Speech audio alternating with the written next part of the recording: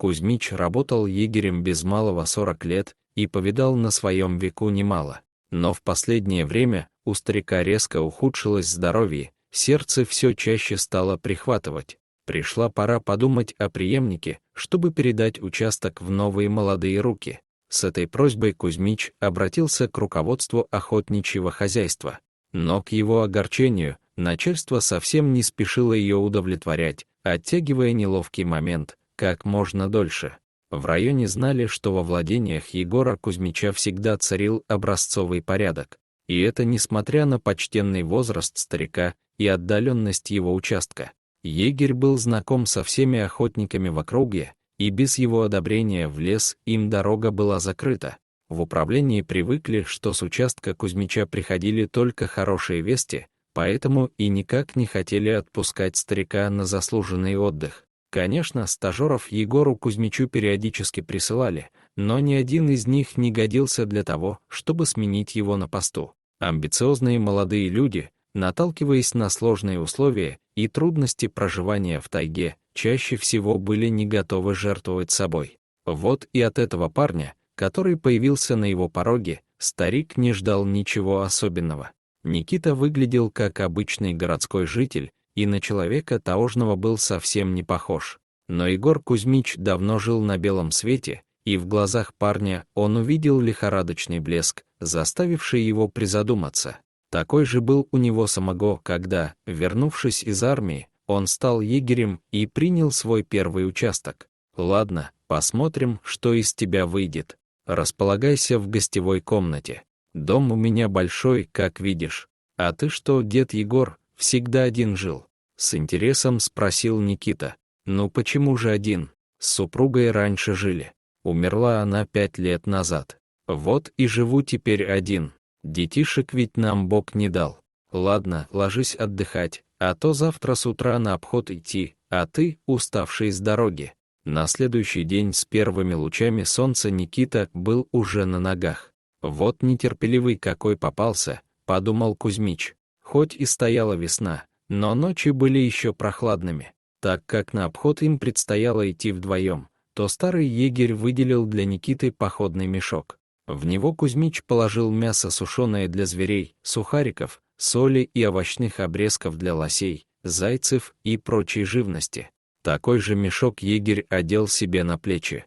Затем, взяв старенькое ружье, Егор Кузьмич направился в сторону леса. За ним, прихрамывая на левую ногу, устремился Никита. «Это что ж с ногой у тебя? Как ты по лесу ходить будешь?» — обеспокоенно спросил старик. Он как-то сразу не заметил хромоту у парня, да и выглядел он вначале вполне здоровым. «Травма у меня, дед Егор. Я на сухогрузе по морям ходил. А как-то раз ветер сильный был, и я сорвался с мачты. Вот и списали меня на берег». С грустью в голосе ответил Никита. «А лес и животных я с детства любил. Читал о них много. Мечтал связать свою жизнь с лесом, а мать в морское училище меня отдала. Говорила, что в люди выбиться смогу и деньги всегда будут». Егор Кузьмич в душе зауважал стажера, который предстал перед ним в совершенно ином свете. У него самого дед был моряком. «Вот, смотри, Никита, видишь клочки грязной шерсти на дереве? Это кабан дикий, извалявшись в лужу от паразитов, избавлялся. А вот бороздки на стволе эта рысь когти точила, разминаясь перед охотой. В лесу по сторонам смотреть надо и быть всегда начеку», — назидательно сказал Кузьмич. Следуя за стариком, Никита старался не упустить ничего из вида. Конечно, парню не хватало опыта, но его упорство в достижении цели невольно вызывало уважение.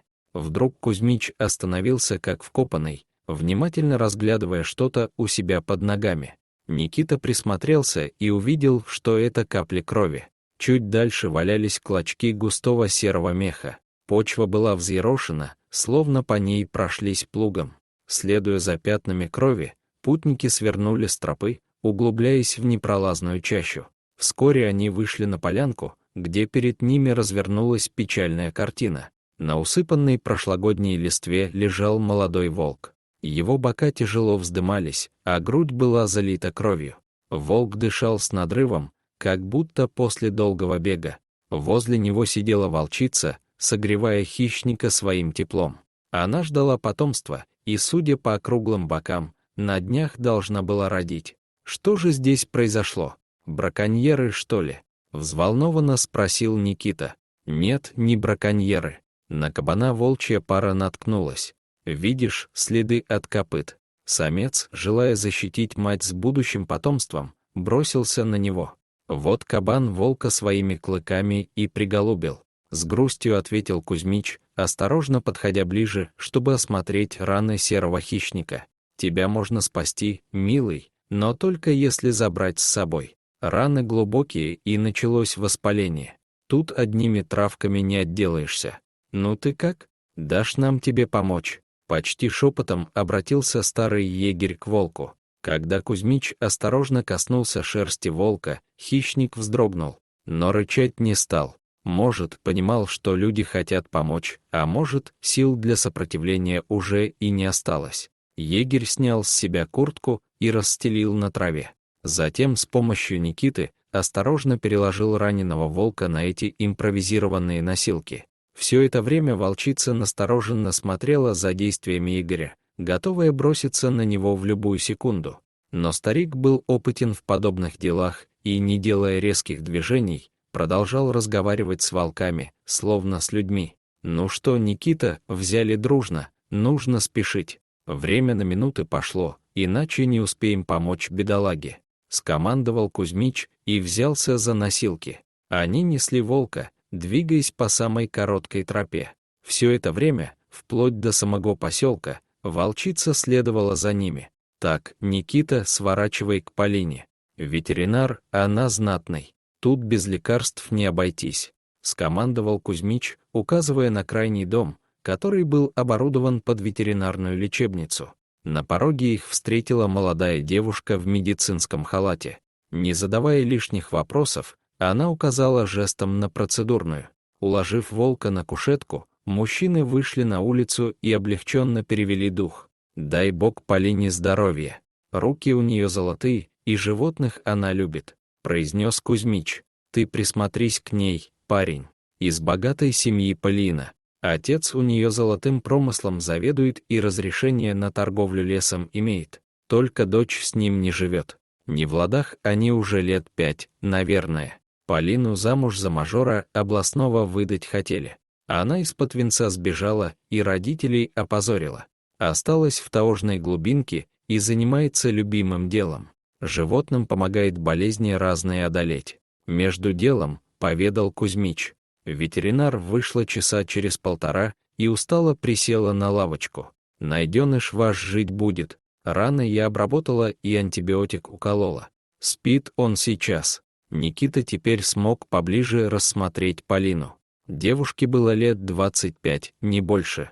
Роскошные волосы и глаза цвета небесной лазури заставили сердце парня учащенно забиться. Стройный стан и легкость движений девушки делали ее похожую на грациозную балерину, которой место в столице, а не в таежной глуши. Возвращаясь домой, Никита отчаянно пытался не хромать, чувствуя на себе взгляд Полины. «Да ну, брось! Что ты можешь дать ей, калека несчастной?» — говорил себе парень, стыдливо пряча взгляд. А Полина и правда смотрела Никите вслед. Интересным он ей показался парнем. Хромой только. Ей даже немного жаль его стало. Всю ночь Никита не спал, ворочался. А наутро они пошли с Кузьмичом навестить раненого волка. Каждый день они ходили к Полине, а Никита все на нее засматривался. Вы знаете, одна молодая особа в положении каждое утро оставляет мне гостинцы. То рябчика принесет, то зайчика, смеясь, поведала как-то девушка. Это она благодарит тебя за спасение своего самца, пояснил с улыбкой Кузьмич. Серый хищник поправлялся на глазах. Изумленный Никита пару раз даже видел, как волк лизнул руку Полине. Это говорило о высоком доверии лесного зверя к ветеринару. Ведь волков невозможно приручить, и они никогда не будут ничего делать против своей воли. Полина назвала пациента Дик, и он, к всеобщему удивлению, откликался на это прозвище.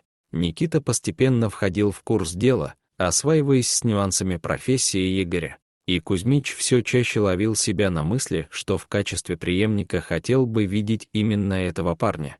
Неделя пролетела незаметно, и волк поправился. Полина проводила питомца до опушки леса и, потрепав волка по холке, сказала: «Иди, Дик, тебя ждет лес и семья». Хищник пробежал пару метров и оглянулся. Девушке на миг показалось, что в его глазах блеснули слезы благодарности. Махнув волку на прощание рукой, Полина побрела домой. А Никита, не в силах справиться с симпатией к Полине, теперь всегда находил предлог, чтобы навестить ее. Кузьмич, пряча улыбку, делал вид, что ничего не замечает. «Дело молодое, пусть флиртуют», — думал егерь, с уважением относясь к молодым людям. Вскоре волчица привела потомство, и теперь их семейство часто видели в округе. Иногда они приходили к ветеринару Полине, чаще всего по ночам, отчего местные собаки лаяли и рвались с цепей. Прошел год, и в жизни Никиты и Кузьмича нежданно настали тяжелые времена. В окрестностях объявилась шайка браконьеров, орудующих с особой жестокостью. Их практически невозможно было выследить, и молодой, и старый егерь находили на месте преступления лишь окоченевшие останки убитых зверей. В то утро Кузьмич с Никитой, как обычно, пошли на обход. Вдруг где-то неподалеку раздались выстрелы. Это кто ж еще тут хозяйничать вздумал? Неужели нелюди эти снова объявились? С тревогой в голосе воскликнул старик. Никита и Кузьмич ускорили шаг, намереваясь как можно скорее добраться к нарушителям спокойствия. Выстрелы слышались теперь с разных сторон. «Так, давай разделимся. Мы их сейчас в кольцо возьмем. Бери мое ружье. Меня здесь каждая собака знает, поэтому никто не тронет. А ты, если что, на рожон не лезь», — сказал старик, сворачивая с тропы, чтобы обойти браконьеров сбоку. Никита, сжимая ружье, двинулся с другой стороны. Парень шел сквозь заросли, с трудом раздвигая гибкие ветки. Никита уже порядком углубился в лес, но следов браконьеров так и не обнаружил. Они словно растворились в воздухе. Обыскав чащу, парень решил вернуться к месту, где они расстались с Кузьмичом. Не дойдя метров 100, Никита обнаружил старика, который сидел, прислонившись к дереву, безжизненно глядя в небо. По седому виску Кузьмича стекала тоненькая струйка крови. Никита опустился на колени перед стариком и заплакал. Он понял, что Кузьмич, отдав ему ружье, сам остался беззащитным перед браконьерами. Взвалив егеря на себя, хромой парень двинулся в поселок. Трагическая смерть Кузьмича всколыхнула всю округу. Его уважали, и никто не мог предположить, что у кого-то могла подняться рука на старика. Не думал Никита, что доведется вступить в должность егеря в такой ситуации. Парень поклялся себе, что найдет убийц Кузьмича, чего бы это ему ни стоило. Он снова и снова совершал обход за обходом, пытаясь напасть на след таинственных браконьеров. К сожалению, им удавалось оставаться неуловимыми. После смерти Кузьмича Никита еще больше сблизился с Полиной. Их взаимная симпатия росла с каждым днем. В разговоре молодых все чаще проскакивали слова о свадьбе, а спустя месяц Полина, покраснев до кончиков волос, сообщила, что беременна. Никита был вне себя от счастья. Он будет отцом. Лишь один факт заставлял его грустить и долго смотреть в окно. Девушка понимала его чувства и знала, что Никита винит себя в смерти старика. «Поверь, ты ни в чем не виноват». Кузьмич был опытный егерь. Видимо, нарвался на каких-то пришлых браконьеров, говорила Полина, пытаясь унять душевную боль молодого парня. «И ты сам будь осторожен. Ты скоро станешь папой, и рисковать жизнью я тебе не позволю». Никита обнял Полину и прижал к себе. «Не бойся, родная. Я буду осторожен, обещаю». Однажды, придя утром к дому ветеринара, парень увидел у дверей Полины возбужденную толпу местных жителей. Спросив, что случилось, Никита узнал, что девушку похитили, выломав ночью входную дверь. Парень, схватившись за голову, чуть не потерял сознание от шока. Он не мог понять, кто и зачем похитил его беременную невесту. Следы вели в сторону леса и терялись где-то в глухой чаще. Пока председатель пытался дозвониться отцу девушки, видному в области бизнесмену и меценату, Никита решил отправиться на поиски самостоятельно. В лесу настойчивый парень смог отыскать следы похитителей. Следуя за ними, молодой егерь с благодарностью вспоминал уроки Кузьмича. Лесные тропы были для него подобно раскрытой книге, которая охотно делилась с внимательным парнем своими секретами. Следы привели парня к болоту, где последующий путь становился неясным. Никита бродил среди опасных трясин, балансируя на грани жизни и смерти, но так и не смог найти следов присутствия Полины и ее похитителей. Надвигались сумерки, и парень, отчаявшись, сел на пенек. Вдруг из-за камышей вышел взрослый волк. Увидев шрамы у него на груди, Никита не смог сдержать радостный возглас. «Дик, это ты, родной! Как ты здесь очутился?» Волк подошел к нему и ткнулся носом в плечо, а потом негромко зарычал. И в тот же миг из камышей один за одним показались волки. Это была настоящая стая, и Дик, по всей видимости, был ее вожаком. Волк, выразительно посмотрев в глаза парню, двинулся по какой-то одной ему знакомой тропе.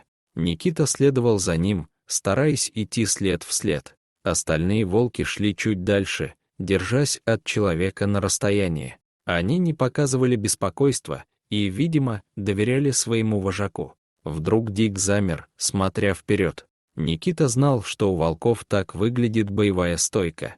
Он направил свой взгляд в ту сторону и обомлел. В сумерках его глаза различили замаскированную в кустах избушку с прикрытой мхом крышей, похожую на огромный шалаш. Оттуда доносились пьяные крики и веселый смех. Никита незаметно подкрался к окошку и заглянул в него. Там сидели 4 мужиков. Они были пьяны и, судя по татуировкам на руках, имели проблемы с законом. Связанная Полина сидела в углу и тоскливо смотрела на пьянствующих похитителей. Вожак стаи подошел к избушке почти вплотную. Егерь и серый хищник поняли друг друга без слов. Никита кивнул ему и рывком открыл дверь. В тот же миг яростная стая волков устремилась внутрь и принялась рвать бандитов. Похитители кричали, как дети, и звали на помощь. Когда Никита увидел, что от зэков сейчас ничего не останется, он выстрелил в воздух и вошел в избушку. Там он связал всех 4 и уложил лицом вниз. Затем молодой егерь освободил Полину и прижал к себе. «Все закончилось, милая. Пойдем скорее отсюда». По пути домой Полина рассказала, что это сбежавшие зэки, которым, кроме леса, некуда было податься. Сбежав, они занялись браконьерством, и смерть Егора Кузьмича целиком на их совести.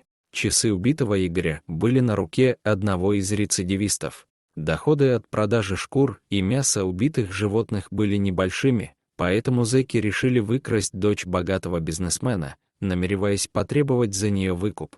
А получив деньги, они, несмотря на беременность Полины, не собирались оставлять ее в живых, потому что она видела их лица и слышала разговоры. Поэтому Никита и волки спасли девушку от мучительной смерти. В поселке Никиту встречали как героя.